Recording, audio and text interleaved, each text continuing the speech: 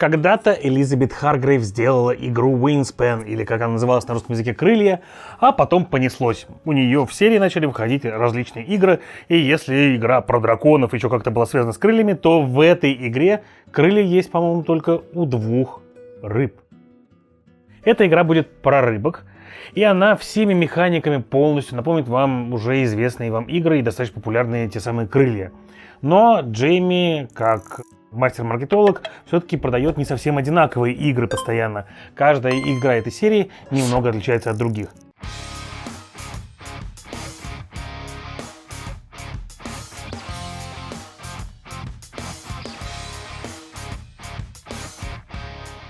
Итак, всем привет, с вами Юра, вы смотрите Geekmedia, на столе у меня сегодня Wingspan, или плавники, видимо.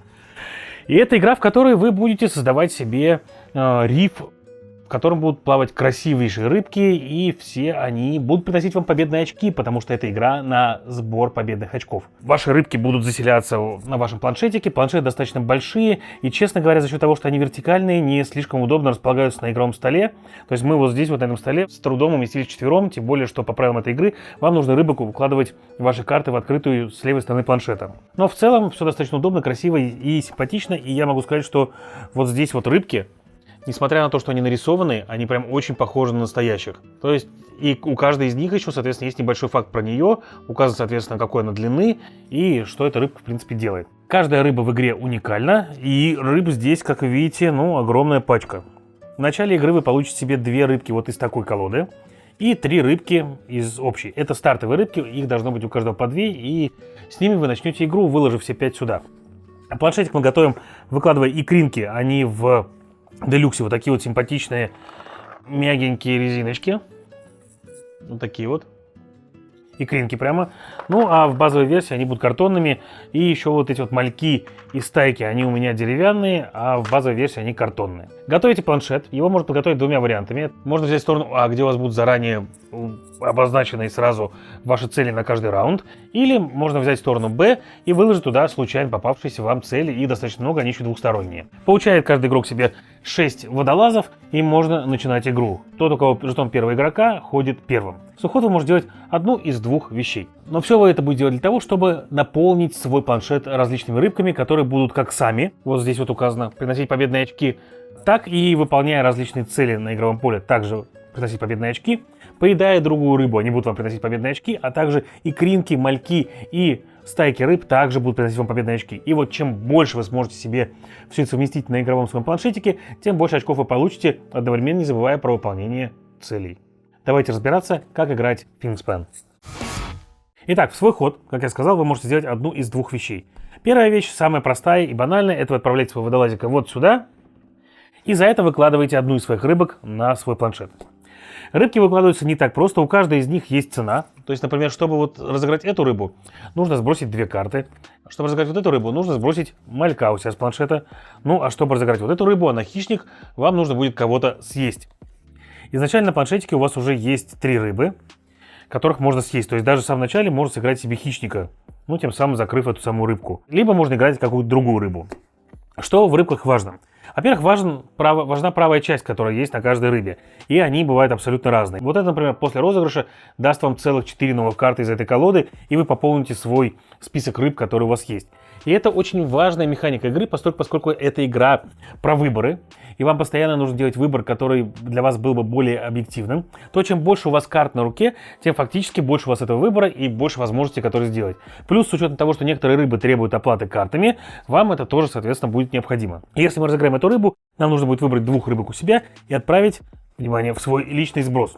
Здесь у каждого сброс личный, потому что вы будете с ним взаимодействовать вот таким вот символом. Вот такой символ позволяет вам, соответственно, потом в дальнейшем возвращать карты из вашего сброса. Рыбы с коричневой такой вот рамочкой – это рыбы, которые будут активироваться в дальнейшем, мы про это еще поговорим. Рыбы с желтой рамочкой – это рыбы, которые дают вам что-то в конце игры. И они могут давать вам как непосредственно победные очки за что. То есть, например, как вот эта вот рыбка, она даст вам 2 победных очка, если под ней будет 2 съеденные рыбы. То есть, сделать каким образом можно? Можно сначала съесть вот эту рыбу какой-то другой, а потом ее съесть вот этой, под ней будет уже 2 рыбы, и вы получите 6 победных очков. Важно в том, что рыба может есть только ту рыбу, которая меньше нее размером. Также при активации позволит вам двигать мальков и стайки по вашему планшету, и это будет важно, к этому мы вернемся. Либо, например, вот эта рыба делает крутое действие, она позволяет вам, выложив эту рыбу, разыграть еще одну из рыб в специальную ячейку. Ячейки специально у нас есть следующих типов. У нас, во-первых, есть ячейки, которые находятся на самой поверхности, они отмечены таким символом, и некоторые карты с ним взаимодействуют. Есть на самом дне ячейки, которые взаимодействуют с таким символом, и они тоже как бы, у вас будут рыбки с ними. И ячейки, соответственно, есть дальние от берега, средние от берега и прямо на берегу, которые прямо близко с берегом, с коралловым рифом. К ним тоже, соответственно, будут некоторые отсылки. То есть, например, вот эта рыба говорит о том, что когда вы ее разыграли, вы можете разыграть рыбу, но только вот в одну из этих ячеек. Вот эта рыба, например, говорит о том, что, видите, у нее синенький грань, значит, ее можно разыграть только вот в этом столбце. Еще важный момент в том, что у нас есть 3 зоны для рыб. Первая — это солнечная зона, там, где солнце хорошо пробивается в воду, потом уже, соответственно, полумрачная и самая темень. И каждая рыба имеет свое требование. То есть, например, вот эту вот рыбку тропическую, видите, солнышко нарисовано, можно разыграть только в этой зоне. С учетом того, что у нее есть синяя окантовка, то есть разыграть ее можно только в одну из этих 3 клеточек. А вот эту рыбку, например, можно разыграть в одной из 2 нижних зон. То есть вот здесь вот где угодно, и поскольку окантовки нет, в любой из этих 9 клеточек. Так вот, соответственно, разыграв вот эту ячеечку, мы берем вот эту рыбу, сбрасываем, например, вот эту, и за это выкладываем ее в средней зоне. Положим мы ее, например, вот сюда. За то, что мы разыграли, мы тянем 4 карты. И уже чувствуем себя гораздо приятнее. Вот эти рыбы с картами стартовые, далеко не все рыбы есть на старте с символами получения карт. И фактически, если вы в начале карту, которую рыба дает вам еще карт рыбы, в начале игры не получили, вам, наверное, будет сложнее стартовать все-таки. Поэтому, если вы будете играть, мой личный совет: рыбы, которые дают карты, разделите достаточно равномерно между игроками, а вот остальные давайте уже случайным образом. Что мы сделали? Мы сыграли, соответственно, одну рыбу. Таким образом, мы будем раскладывать рыбы к себе в разные места и постепенно выкладывать себе планшетик, получая различные свойства. Свойства есть, соответственно, когда разыграно, когда активировано и когда в конце игры. И вот, допустим, мы разыграли себе еще вот эту рыбку сюда, а вот эту рыбку мы разыграли вот сюда. А вот эту рыбу разыграли сюда, допустим. И когда дальше в игре мы понимаем, что нам нужно, например, добрать карт, или нам нужно получить себе какие-то другие эффекты, которые у нас на этих рыбах есть. Мы отправляем водолаза вот сюда, и за это начинаем разыгрывать эффекты сверху вниз.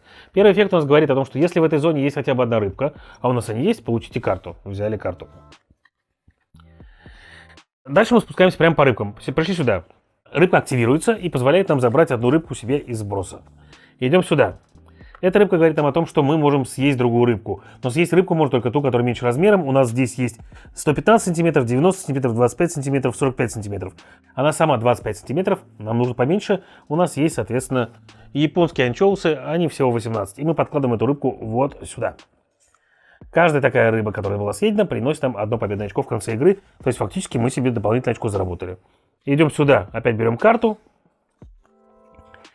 Эта рыба не активируется. Идем сюда, берем карту.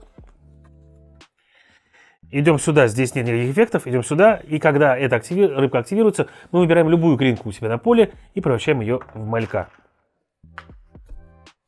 А дальше мы уходим сюда. Если это первый водолаз, который спустился по этому столбцу, мы сдвигаем его сюда и можем вернуть еще одну рыбку себе из сброса. И у нас целая куча рыб и куча всяких возможностей. Каждый другой столбец имеет немножко другие взаимодействия. То есть, если первый столбец вам дает карты, второй вам дает икринки, третий позволяет вам из этих икринок вылуплять мальков и двигать их. Для чего нужно двигать рыбок по игровому планшету? Во-первых, у нас будут цели в игре, которые говорят о том, что каждая рыбка, например, на которой что-то лежит, дает вам победные очки.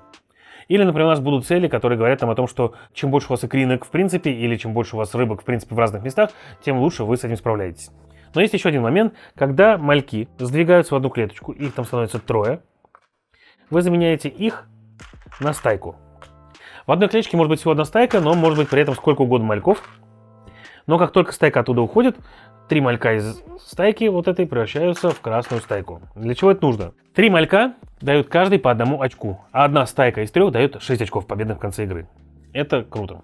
При этом не нужно разбрасываться рыбами как попало, потому что в каждом раунде, а в раунде у вас будет всего 6 возможных действий, вы будете стараться выполнить цели. Цели эти есть вот здесь. Например, цель первого раунда на стороне планшета А говорит вам о том, что за каждую рыбку, маленькую малька или икринку вы получите одно победное очко. Во втором, соответственно, нам надо будет уже заполнять ряды рыбок. В третьем нам нужно будет уже иметь стайки. И все вот эти вот жетоны, они имеют абсолютно разные функции. То есть, например, вот это говорит, что нам нужна рыба без какой-либо живности на ней. То есть без икринок, без рыбок, без стаек, без всего. И за каждую такую рыбу мы получим победное очко. То есть если бы, например, у нас вот так вот лежали здесь, мы получили бы всего раз, два, три победных очка. А вот когда они уже сместились, мы получили бы на 2 очка больше. Это одна из целей вариантов. Соответственно, иметь больше молоди. Наоборот, рыбки с жетонами. Просто количество рыб. Большие рыбы. У каждой рыбы есть плавнички, и они отмечаются разным размером. Если плавничок совсем беленький, как, например, вот на этой рыбке, то это рыбки маленькие, средние уже будут с одной заполненной гранью этого самого плавничка, а большие со всеми 3. И как вы поняли, и цены на рыбок бывают разные, и эффекты они бывают абсолютно разнообразные, которые активируются в разные элементы игры. Эффекты могут быть, например, там, как я уже показал, съешь рыбку просто, да, вот она, съешь рыбку. Воскреси, ну, вернее, из своего сброса до 4 рыбок. И есть эффекты, которые будут действовать на всех игроков. Когда такой эффект активируется, все игроки принимают решение, будут ли они пользоваться этим эффектом или нет. Но, вернее, не все, а каждый из игроков принимает решение для себя.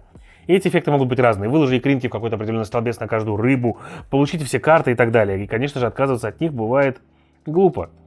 Потому что в любом случае любые рыбы, которые вы получили, любые икринки, которые вы получили, приносят вам победные очки. И здесь игроки иногда бывает подсматривают о том, стоит ли разыграть ту или иную активацию в данный момент сейчас или нет. Потому что, например, если у одного игрока в столбце все рыбки уже лежат с икринками, то почему бы не разыграть этот эффект? 2 икринки на одной рыбе быть не может, и вы ему ничего тем самым не насыпите. Но я лично предпочитаю всех рыб, которые дают эффекты для всех игроков, отправлять в сброс.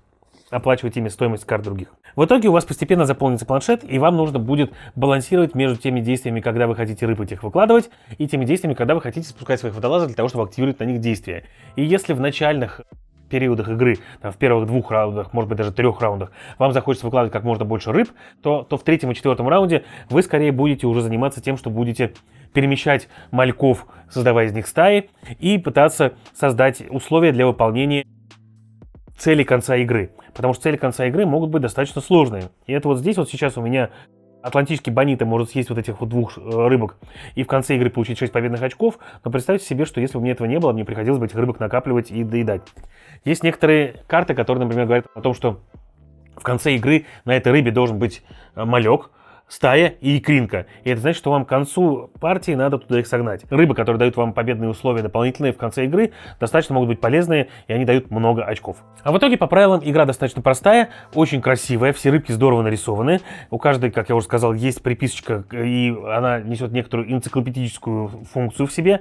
И если вы играли в любую из игр этой серии до этого, вы с ней без проблем разберетесь. Но даже если вы не играли, то рассказать правила этой игры можно за 5 минут и посадить за нее играть кого угодно. Рыбки красивые, познавательный элемент есть, и даже для тех, кто не готов бороться за победные очки, просто создать свой вот такой вот как бы аквариум красивый с разными рыбами будет интересно.